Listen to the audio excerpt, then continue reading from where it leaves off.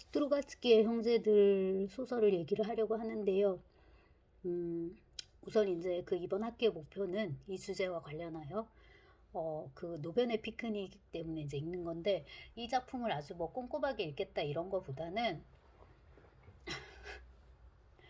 저쪽에서 저는 라면을 좋아하는데 지금 뭔가 새로 나온 라면을 끓이고 있는 거예요.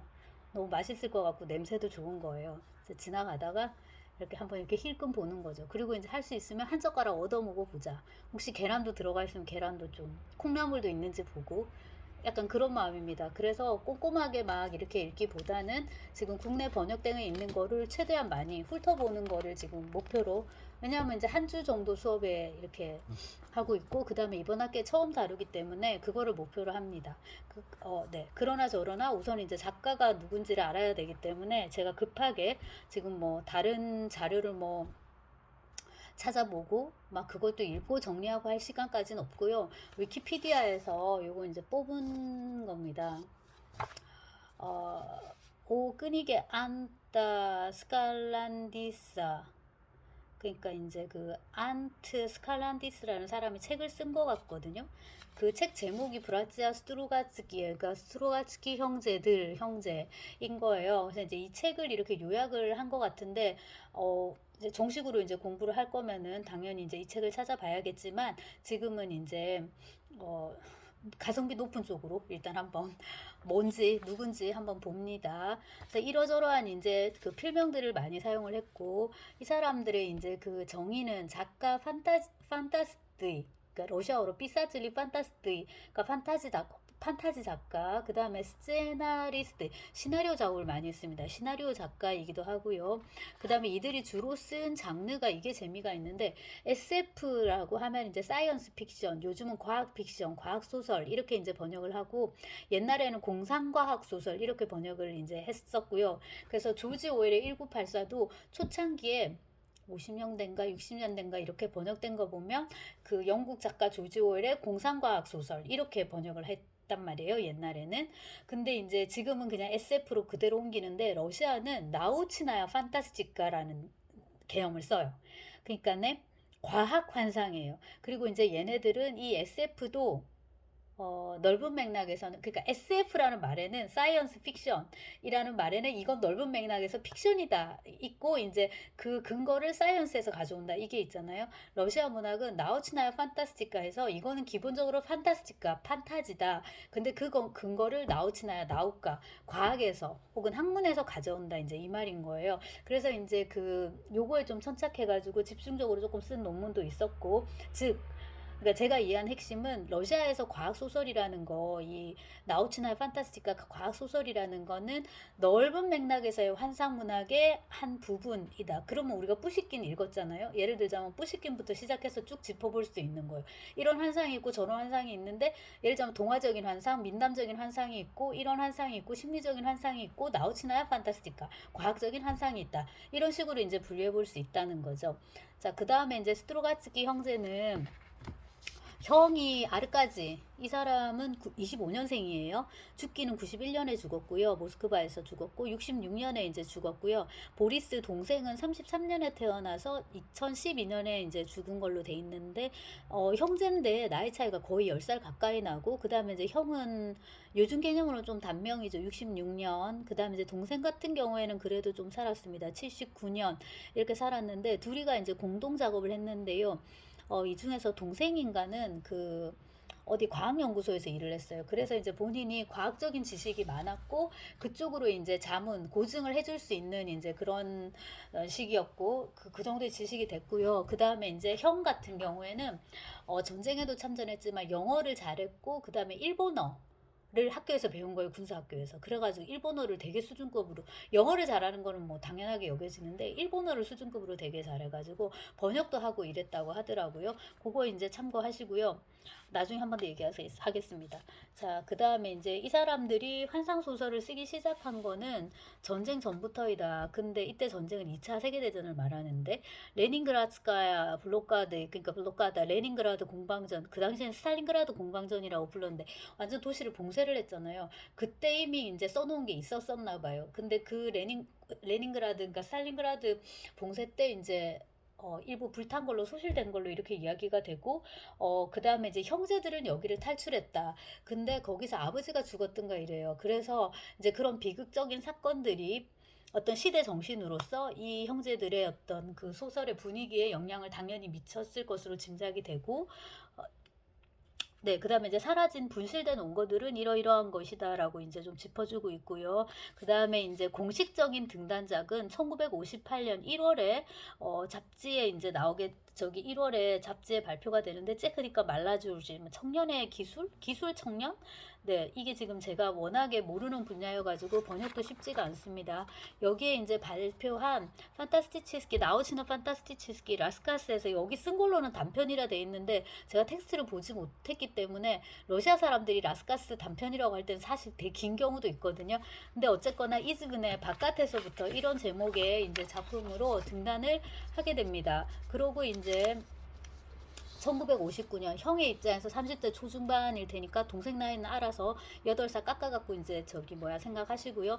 30대 한 초중반쯤에 이제 여러 이런 작품들이 나오게 되는데요. 이 사람들도 뭐 처음부터 그냥 배웠던 건 아니고요. 그 로만 김이라는 작가를 많이 사사했다라고 나오는데 이름을 봐서는 고려인인 것 같습니다. 그러니까 김로만 이렇거든요. 근데 이 사람이 그 모험 소설 같은 거를 좀 쓴 것 같아요. 그래서 이제 제가 앞으로 공부를 해가면서 좀 보충하도록 하고 그 다음에 이제 무진장 지겹게 읽었다고 말씀드린 예프레모프 이런 사람하고 이제 네 그 뭐야 같이 그 작가 동맹에도 이제 추천서를 작가 동맹에 들어가게 이제 해달라고 이 사람들이 추천서도 주고 이런 식으로 했구나. 그러니까 이렇게 개인적으로도 인연이 있었던 거네요.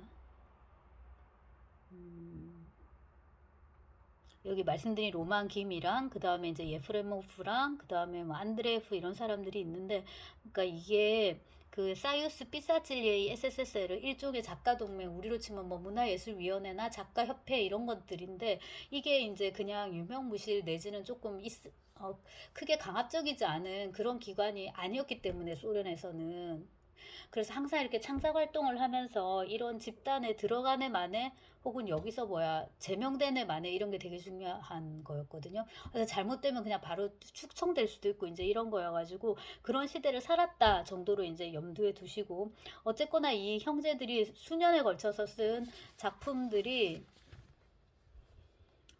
그들이 이렇게 그때 수년에 걸쳐서 쓴 작품들이 이제 소비에트 환상 문학의 이제 정점이고 그거를 이제 대표하는 작가였다. 그리고 새로운 작품이 나올 때마다 항상 이제 인기를 구가했고 언제나 또 뭡니까 논란을 불러일으키기도 했다라고 하는데 특히나 그 예프레모프랑 비교가 많이 됐던 모양인데 이게 굉장히 재밌는 것 같은데요. 내가 이들을 잘 알면 이게 정말 재밌을 거예요. 근데 조금 알기 때문에 조금만 재밌는데 안드레예프는 유토피아 소설을 쓰고 적어도 당시의 독자나 평단에서 보기에는 구미에 되게 맞는 거예요. 입맛에 되게 맞는 거예요.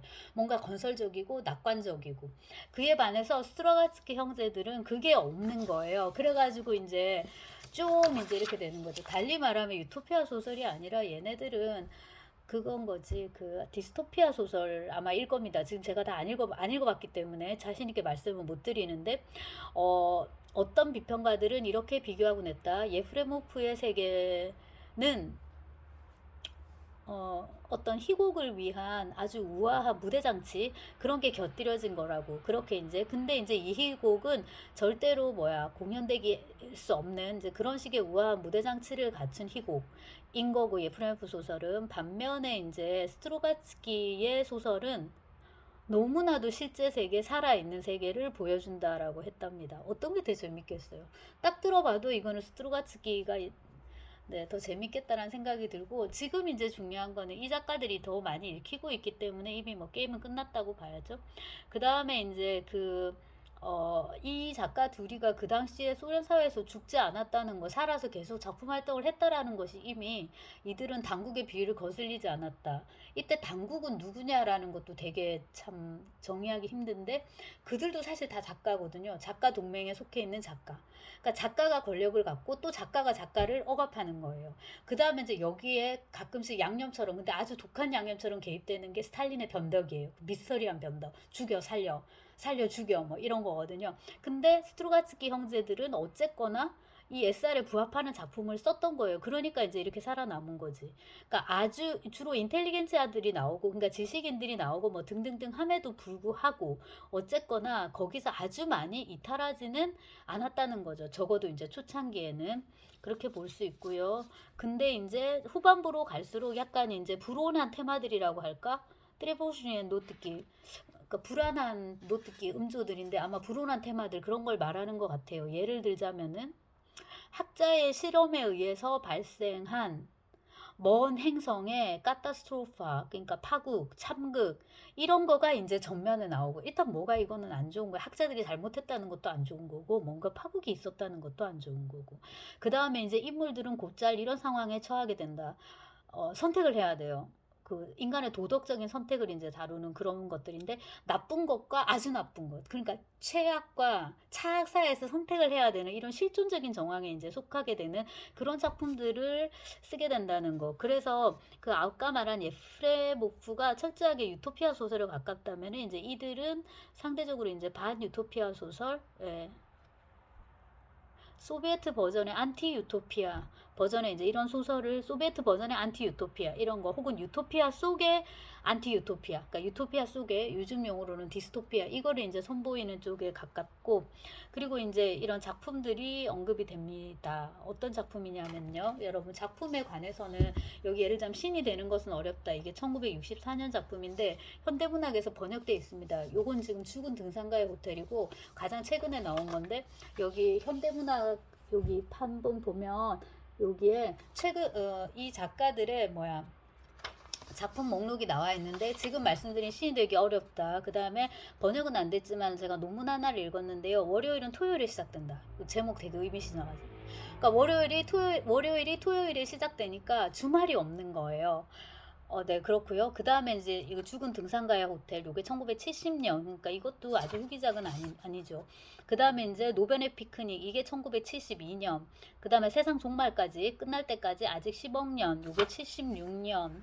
그리고 이제 쭉 가서 그 영화 시나리오를 썼던데, 스토커 안드레이 타르코프스키의 1979년에 만든 그 영화의 시나리오도 자기가 썼다. 근데 이거는 뭐지? 영화는 79년이고 시나리오는 90년이네요. 왜 시나리오가 또 뒤에 있죠? 음, 네. 왜 그런가 알아봐야 되겠고. 5기일 수도 있고요. 아니, 5기일 수가 없지. 영화는 이 정도가 맞을 것 같고. 아, 이게 80년이나 아마 이게, 네, 5기일 것 같은데요. 네. 자, 아무튼 시나리오도 썼다. 이제 요 정도로 알아두시면 될 것 같고.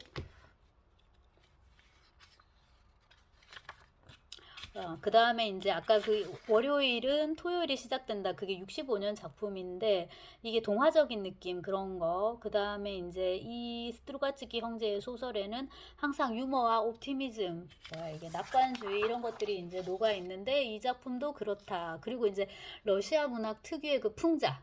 유머는 유머로 머물지 않고 항상 풍자랑 살을 섞게 되는데, 이제 그런 것들이라든지, 그 다음에 이제 그런 이제 풍자적인 뽀베스지, 풍자적인 중편 소설, 아마 이거 우리 번역으로는 장편 될 거예요.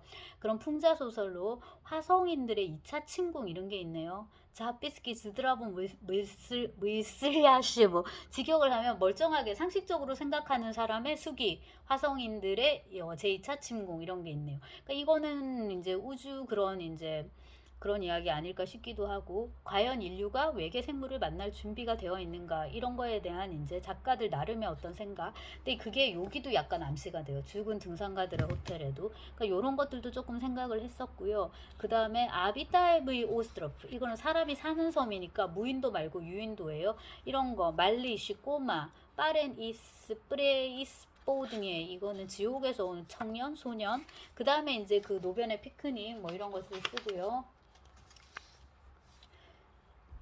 말씀드렸듯이 이제 그 시나리오 작업, 그리고 이제 이 작가들이 좋아한 주제 중에 하나가 그 선택의 문제인데, 이게 이제 굉장히 그 뭐야 실존적인 거하고 닿아 있는 걸로 이렇게 쓴 걸로 지금 정리가 되네요.